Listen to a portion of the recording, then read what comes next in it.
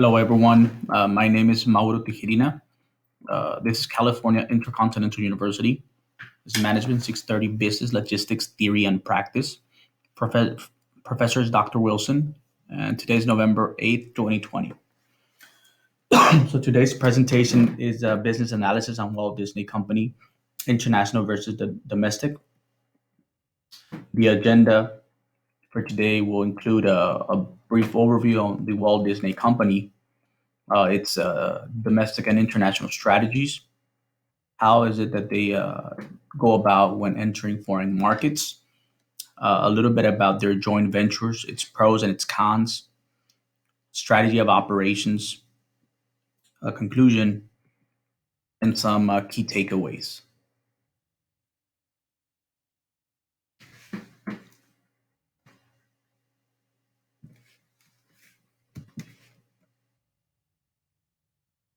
So, Walt Disney Company. So, a minor overview. The Walt Disney Company as a whole is a monumental company, very successful company. It is a globally diversified entertainment company. Walt Disney's operations is composed of the following business sectors: the amusement parks, media networks, experience and products, entertainment studios, and last but not least, direct to consumer and international. So, when it comes to the media networks, Disney has a repertoire of operations in channels such as ESPN, Disney Channel, FX, Freedom, Freeform, I'm sorry, Nat Geo Channel magazines, 8 ABC branded television networks, and 50% equity in the A&E television networks. Moreover, the television stations owned by Disney are all over the US. For example, there is one in New York City, Chicago, Los Angeles, Houston, Philadelphia, San Francisco, and Fresno. Further, in the parks and experience and products, a good note to point out is that Walt Disney Company licenses out intellectual property such as their trade names, character, visual literary. In the direct to consumer, both domestically and internationally, they offer services such as Disney Plus, ESPN Plus, along with equity ownership in corporations such as the Vice Group Holdings.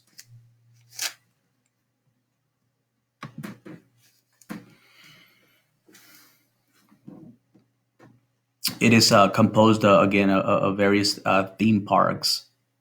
These theme parks can be found all over the world. To be exact, some of the most bigger ones and famous ones are included in Hong Kong, in Shanghai, China, and in Tokyo, Japan, not including the famous Magic Kingdom in Orlando, Florida.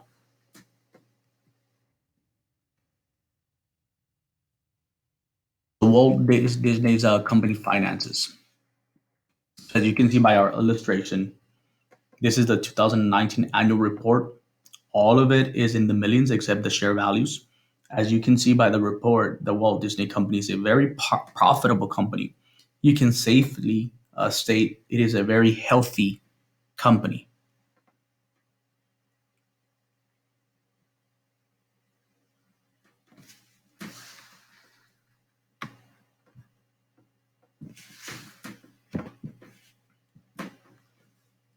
So Walt Disney's company's domestic versus international strategies.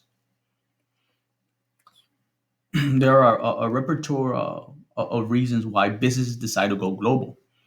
As defined by Griffin and Poste 2019, international business consists of business transactions between parties from more than one country. Examples of international business transactions include buying materials in one country and shipping them to another for processing or assembly, shipping finished products from one country to another for retail sale, building a plant in a foreign country to capitalize on lower labor costs, or borrowing money from a bank in one country to finance operations in another. Now, um, in when it comes to a domestic or in this case or more specifically an international strategy, there are some key components one business has to have in mind, which is uh, culture, and as defined by Griffin and Postate, culture also affects and reflects the secular values and attitudes of the members of society. Moreover, conforming to Brett Before and Sanchez Borges, companies that know and understand each other's cultures, coupled with the political systems of the nations they are doing business in, are equipped better to act and plan accordingly. Also, the Brett et al. States that Western European and North American business leaders prefer to get issues out in the open, stating the problem and possible ways to resolve it. So there's a lot of key components that everybody has to have in mind when when coming up with an efficient strategy, uh, business strategy. Um, contrary to leaders in most, contrary to leaders in Europe, leaders in East Asian countries opt for more of an indirect approach. Instead, they employ the intervention of a third party. Knowing and understanding cultures is critical to global business. Failing to do so can foster many adverse outcomes. And in a couple of slides, we'll be talking about how um, Disney ran into some problems when it tried opening both in amusement parks in the U.S. and in France.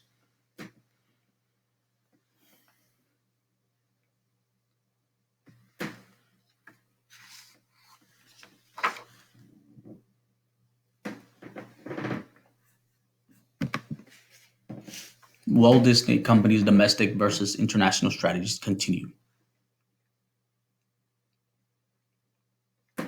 So, Walt Disney Company started back in 1955 in California.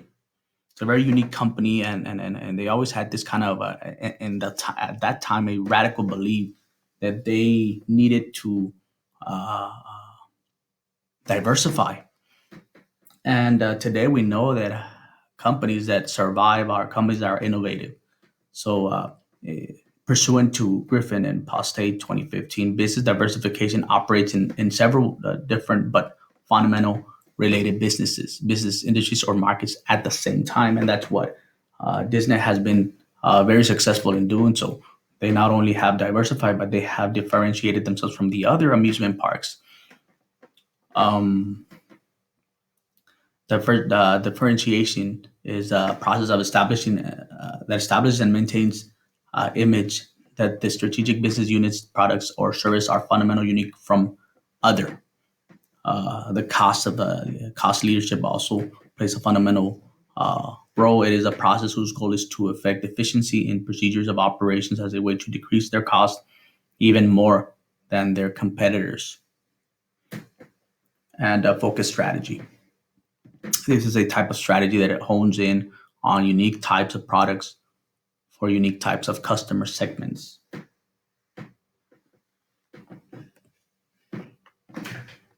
So, entering the foreign markets. So, next is the process that Walt Disney Company employs to verify if it is ready to open business in different countries. For example, when Walt Disney Company opened business in Orlando, Florida, they had various people buy acres of land. And the reason why they had various people buy acres of land was because they didn't want uh, people to know that it was actually Disney buying these large piece of land. And one was because if people found out, they would have charged more for. They would have asked for more money for those same piece of land. Therefore, to avoid this, to avoid getting this land at an overpriced cost, Disney had these people buy it. Now, culture and land, uh, when buying land, culture also plays a very significant role.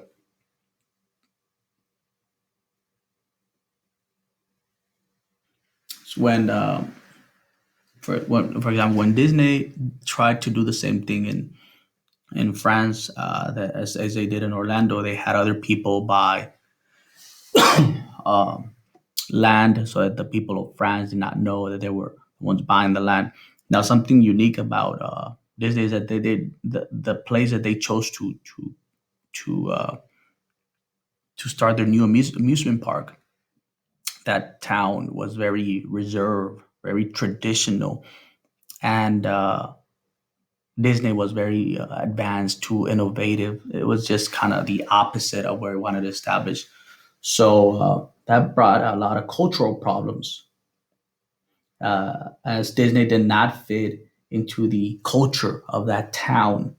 So it took various years, though they were able to start and build the amusement park.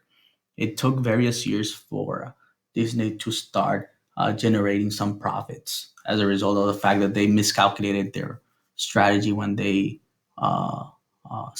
decided to build an amusement park in a very reserved and traditional area of France.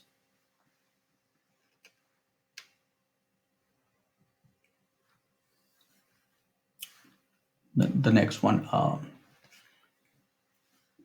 as mentioned earlier, Walt Disney Company licenses out um, yeah, intellectual property such as their trade names, character, visual, literary. So that is kind of what makes it very, very successful. That they're not only in one segment of business, but they're in various segments, which allow it to generate profits from various avenues.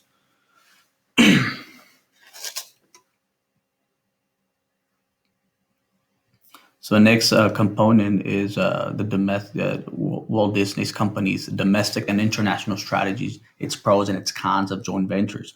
So a joint venture is it's like a strategic alliance, and is defined as a cooperation between international firms. Can take many forms such as cross licensing or proprietary technology sharing of production facilities, co-funding of research projects, and marketing of each other's products using existing distribution networks.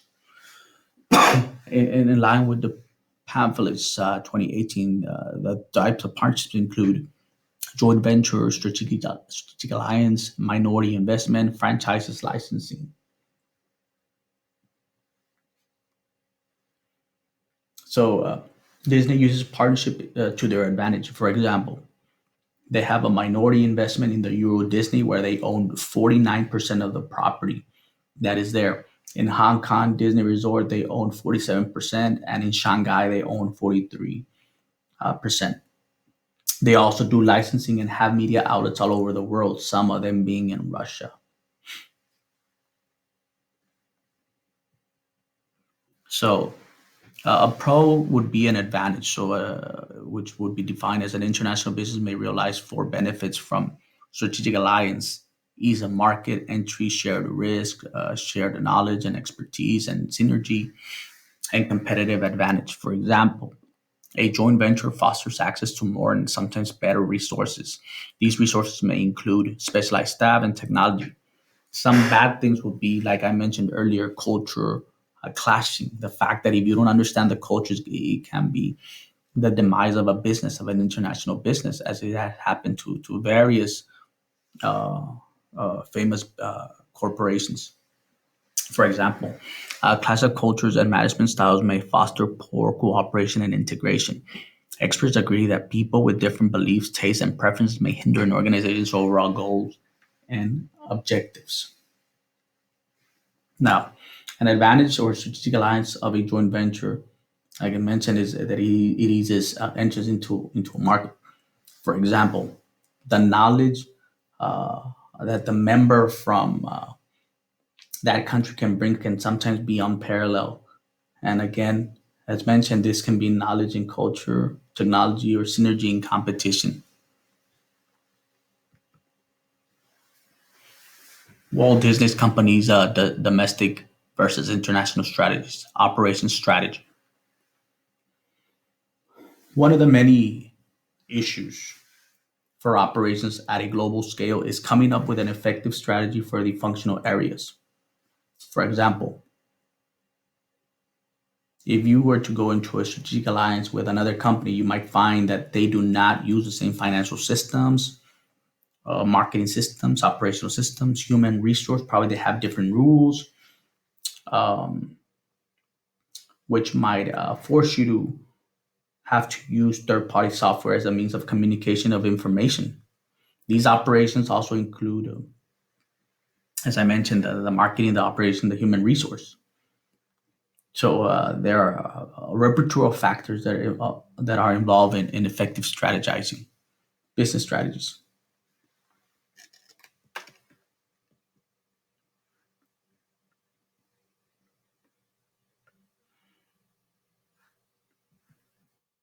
So the key takeaways was we spoke briefly about the Walt Disney Company. Disney Company is an innovator. I mean, you know, no one can deny that it has been very successful. It is a highly innovative, very successful in being able to stay to stay open, to stay above and profitable. You considering the fact that right now we're in the middle of a pandemic. Uh, their business philosophy perspective, when it comes to this, their business philosophy in perspective, Disney wants to be the go-to entertainment system in the world. And putting it into perspective, they are very well known all over the world. They have done exceptional in diversifying and differentiating themselves from the rest. They pretty much can charge anything and export products and licenses around the world because they've created that from the beginning. From 1955, they created they laid a foundation which has allowed them to uh, generate many profits. Now, the current status of the COVID-19 uh, has kind of hindered a bit Disney's profits because, for example, they were supposed to open in back in July, but the fact of the matter that cases to get worse, they have been forced to close for more than 3 months, which has cost them to lose a roughly 2.2% of their share value as a result of it. However, the fact that they have various business segments, as mentioned earlier, has allowed them to continue to generate profits from other avenues. So we talked about the business philosophy, how the strategy that they use so that they can know if it's ready to they're ready to enter different markets. We briefly spoke about the joint ventures, its pros and its cons, and the strategy of operations. The references included pamphlets, Biscuit, Griffin, and Maker. Again, thank you so much for watching. If you happen to have any questions, comments, concerns, I will be uploading this video to YouTube. Please feel free to leave some comments on the box below. You all have a blessed day. Thank you so much.